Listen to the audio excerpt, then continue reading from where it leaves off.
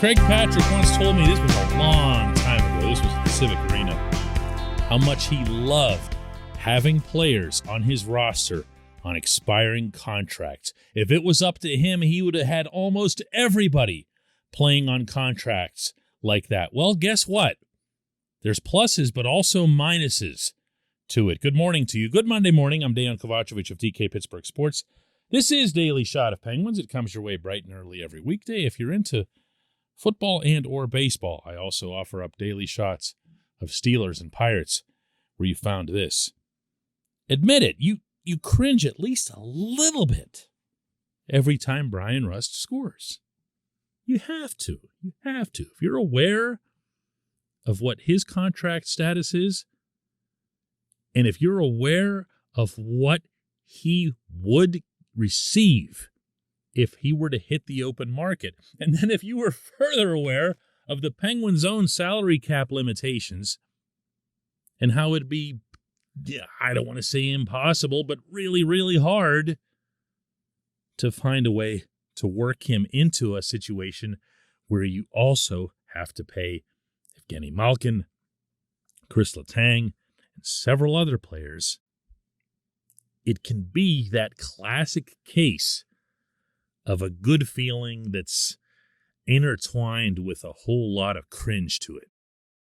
And for anyone who'd care to multiply that cringe component, go right ahead and picture the Penguins going through a fourth consecutive first-round playoff exit with this team, with this roster, and with all these unrestricted free agents, and then one or more of them leaves without any compensation.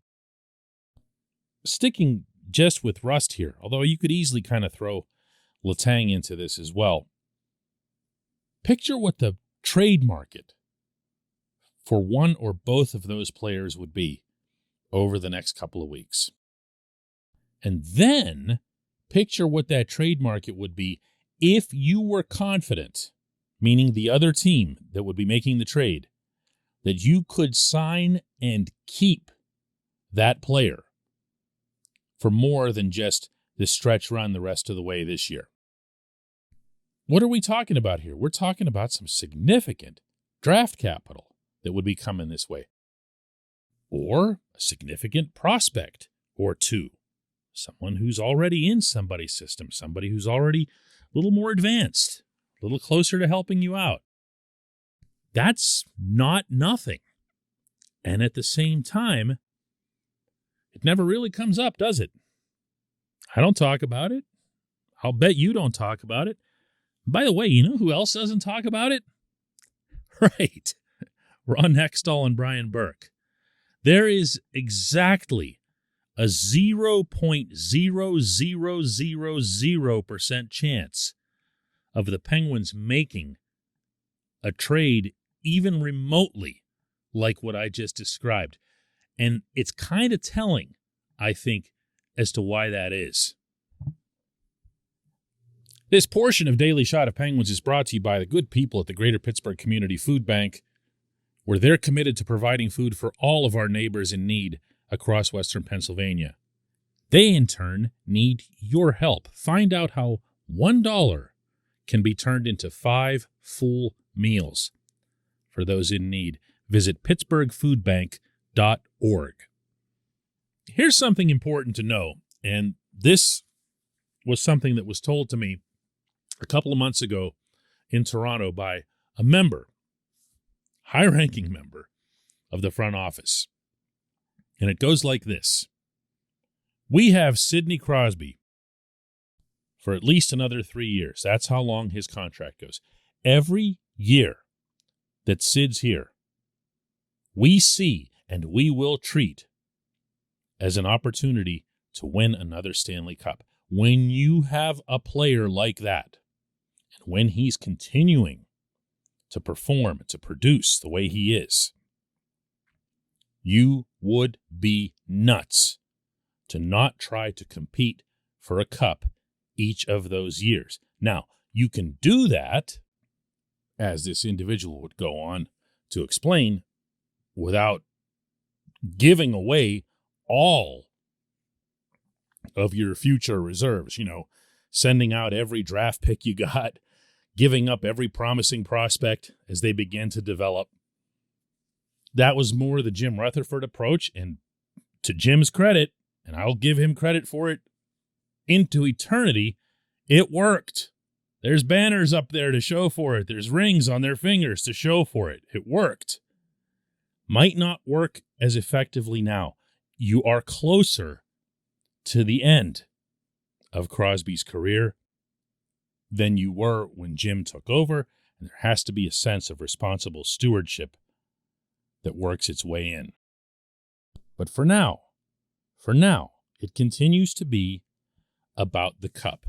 And when you see this hockey team take the ice, including tomorrow night against the Florida Panthers, who just might be the favorite to win the cup in 2022, you're going to see a team in which Hextall and Burke and everyone above them believe.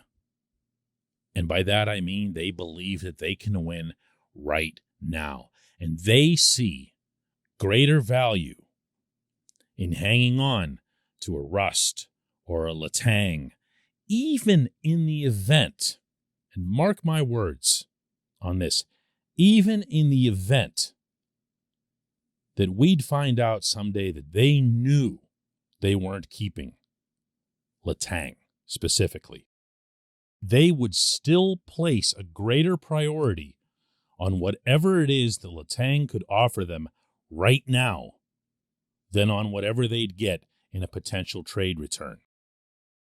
Because remember, that comes with value too.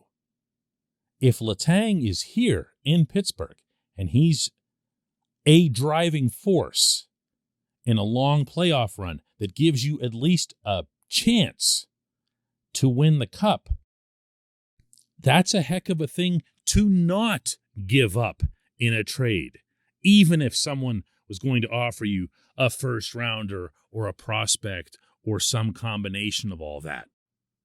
And think about this too. Think about being the GM who pulls the plug on a team that's done what this one has already. Because that's the way it would be interpreted, not just by you, not just by me, but by everyone in that locker room. And it would change everything. And you would eliminate, I think, any chance of this team competing. You never know. You never know what could have come of it. When we come back, just one question.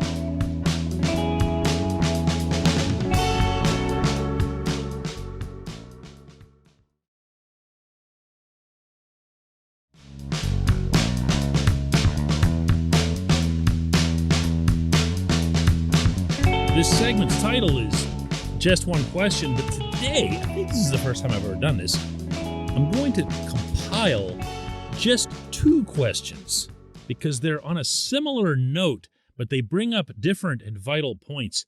The first is from David Thomas, who asks, is there any chance Mark Friedman stays in the lineup when everyone is healthy?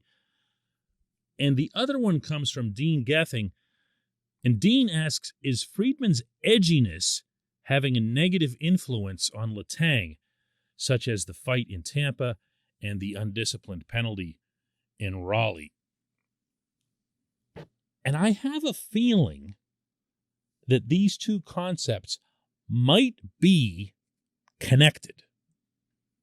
See, remember that we're dealing with a head coach who isn't fond of any of the stuff that a lot of us, myself included, at times have liked about Friedman's game. The Penguins are a team that can drive you a little bit crazy in almost never shoving back, almost never responding, or for that matter, agitating, and having the other team try to kill the agitator as opposed to going after Sid or Jake or whoever. So when we see Friedman do it, when we see him really get under the other team's skin, and then he couples that with, pretty good play, which also kind of matters, he can feel like a breath of fresh air. Yeah, that's good. The Penguins needed someone like that. He reminds me of ... so-and-so from the past. But the problem here, and this is what I liked about combining these questions, is that it can be a slippery slope. It can be a situation where, all right, the other team's really gotten fired up. Now there's pushing and shoving after every whistle. Now they're going to take a shot at this guy or that guy, maybe run at our goaltender, who knows what. But that's when you'll start seeing players who matter a lot more than Friedman maybe start to lose their own control. Am I going to sit here and blame Friedman for Letang getting into a fight with Braden Point the other night in Tampa? No. Am I going to sit here and blame Friedman or anyone else for Letang's rock-headed penalty that cost the Penguins the game the other night in Raleigh? Wow, no. Even though Jean Hebert really butchered that call, the blame still has to go on Letang. It's his responsibility, not Friedman's, for sure. However, I can tell you, both of you, that the only way this head coach would consider giving Friedman regular duty over anyone on the current defense corps, and if you get right down to it, the only player that we're talking about ultimately is Chad Ruhwedel, and Ruhwedel's been really good. So Ruhwedel would have to go through some kind of lousy stretch. It wouldn't be to keep Mike Matheson out. Okay, Matheson's been quite good, and Matheson can do things that neither of the two individuals I just mentioned can dream of. But Sullivan isn't going to play players that he sees as a risk unless, they're great players, unless it's someone like a Letang. Even then, he'll seethe, he'll bite off every syllable the way he did whenever I asked him the other night in Raleigh about Letang's mistake. But he'll cope. He'll put up with it. He knows those guys are as talented as they are, and there's some stuff that you as a head coach just have to grudgingly accept. You don't bench him. You keep playing him. Not so for Mark Friedman.